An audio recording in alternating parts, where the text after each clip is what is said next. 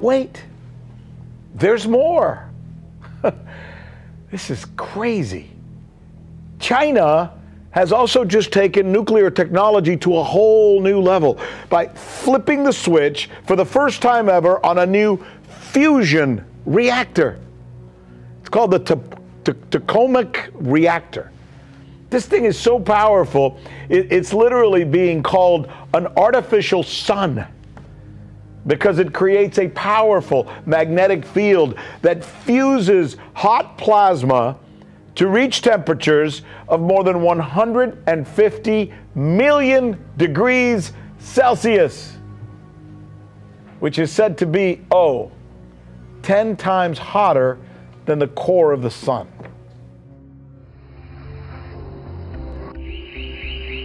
In 2018, the East achieved a temperature of over 100 million degrees Celsius. That is more than 6 times as hot as the core of the sun. And it sustained the temperature for 10 seconds before shutting down. It is not a sun on the Earth, yet it realizes wild and intense nuclear fusion. But it needs a harness to contain the energy. The Chinese came up with a key technology: magnetic field with superconducting.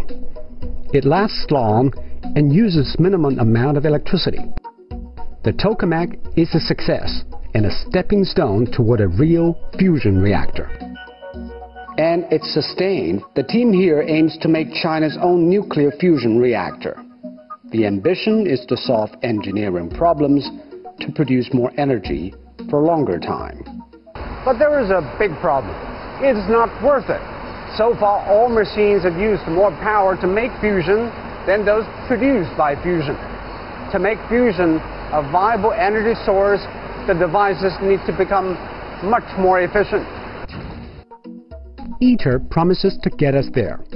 ITER is the world's largest tokamak underway, supported by 35 countries. Today, we learned that they've made a new sun, indeed 10 times hotter than the core of the sun, through a fusion technique which produces no waste, cannot be stolen and misused by anybody else. Time will tell on what unfolds here, but I think a lot of other countries around the world will be watching China very closely, and China's really trying to lead the world here and set its mark by creating this artificial sun and creating this technology that will lead the world. But I think a lot of people will be watching very closely as it's still in the developing phases of it, Corey. Fusion is a bold idea. It will elevate human energy use into new dimensions. But like all next-generation technologies, the process is very humbling. We ran into problems, we got frustrated, and we moved on. Like making nuclear bombs or landing a man on the moon, we choose to do it because it is hard, extremely hard. And everything good is hard to get. And the scientists from China and the rest of the world are working together because they believe fusion energy will be energy of the future, and that future is coming. It is basically building their own sun.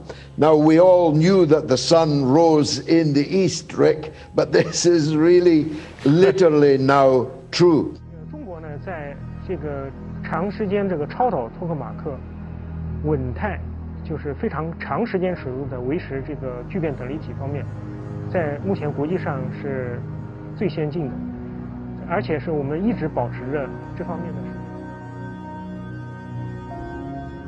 Every once in a while, George, we do the kinds of stories in this business where it makes you want to open your eyes and go, oh my God, really? Have we reached this time? This thing that, older guys like you and I have only been reading about in comic strips, etc., most of our lives? It's kind of amazing to think that these changes that China is embarking on, if not executing, are really, truly global game changers. No?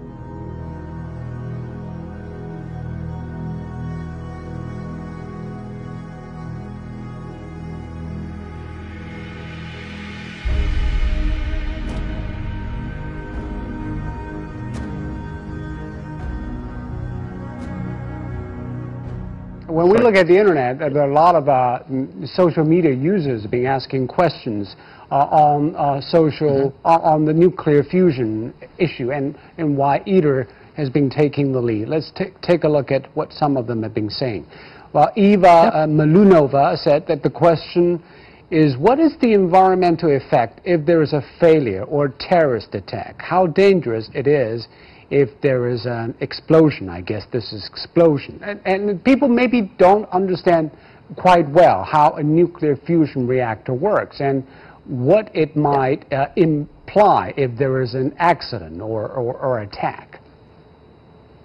Oh, it's a little bit difficult to explain like this without a drawing, but basically one of the major advantages of fusion is that the amount of material that you are manipulating in order to do the reaction, to fuse deuterium and tritium, which are both isotopes of hydrogen, this amount of material is always extremely small. In the volume of the ITER machine, of the plasma of the ITER machine, which is something like 1,000 cubic meters, there will be something like 1 gram of reactants. Okay, so whatever happens, the reaction never explodes, never diverges. Okay, the reaction, whatever happens, the reaction, the worst that can happen is that the reaction stops. Okay, so in case there is no chance that Chernobyl disaster would happen on a nuclear fusion reactor.